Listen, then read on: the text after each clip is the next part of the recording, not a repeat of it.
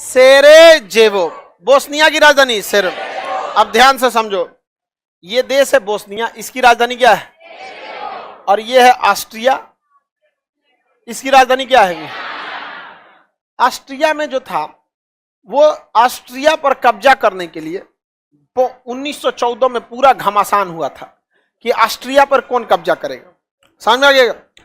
Austria पर इस युद्ध, चारों ओर से युद्ध मंडरा रहा था और ऑस्ट्रिया का एक ही व्यक्ति था जो इस युद्ध को टाल सकता था, जिसका नाम था फर्डिनेंड। क्या नाम था? फर्डिनेंड। वो ऑस्ट्रिया का आखिरी आर्चडुक था। क्या था? आखिरी आर्चडुक। आर्चडुक उसे कहते हैं जो राजा के खानदान का व्यक्ति हो, क्योंकि पहले कहा जाता था कि राजा के खानदान का ही व्यक्ति क्या बनेगा? राजा। राजा के खानदान का ही व्यक्ति क्या बनेगा? तो फर्डिनेंड ऑस्ट्रिया का आखिरी आर्चडुक था, वही था जो इस युद्ध को टाल सकता था। वो गया बोस्निया की राजधानी सेरेजेवो में। कहां गया? बोस्निया के सेरेजेवो में। उसे यह सोचकर गोली मारी गई कि अगर हम फर्डिनेंड को गोली मार देते हैं तो प्रथम विश्व युद्ध टल जाएगा। लेकिन रियलिटी यह थी कि वह इकलौता व्यक्ति था जो प्रथम विश्व युद्ध टाल सकता था और उसी को गोली मार दिया गया। ऑस्ट्रिया के राजकुमार फर्डिनेंड की हत्या बोस्निया की राजधानी सेरेजेवो में कर, इसे कहा गया सेरेजेवो हत्याकांड।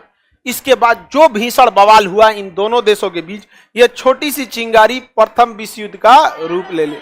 इसलिए एक देश के जब दूसरे देश में जाते हैं देखते हैं बहुत हाई सिक्योरिटी रहता है, मरा जाएगा तो दिक्कतें हो जाएगा। वहां पर प्रथम विश्व युद्ध झेल चुके हैं लोग, एगो राजा का मरेला के चक्कर में।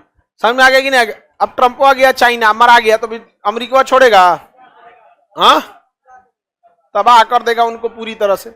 बहुत कौन काहे छोड़ेगा? नहीं समझे? अब हम मोदी जी चल गए थे जब चुनाव हुआ था, तो अचानक पाकिस्तान और नवाज शरीफ के पोती की बेटी क्या था, हाँ उसकी पोती की शादी में चल गए थे। अचानक ही चल गए। काहे ने पाकिस्तान वाला कुछ किया? पीछे से खड़ी थी 13 लाख इंडियन आर्मी। समझ में आ गया कि नहीं आ गया? वो पाकिस्तान का आखिरी शादी हो जाता हो, उसके बाद फिर वहां पे कोई बचबे नहीं करता शादी लायक, सब उड़ाता है। तो बहुत खतरनाक होता है किसी देश के राष्ट्रपति को सुरक्षा देना। समझ में आ गया कि नहीं? आगे बढ़े।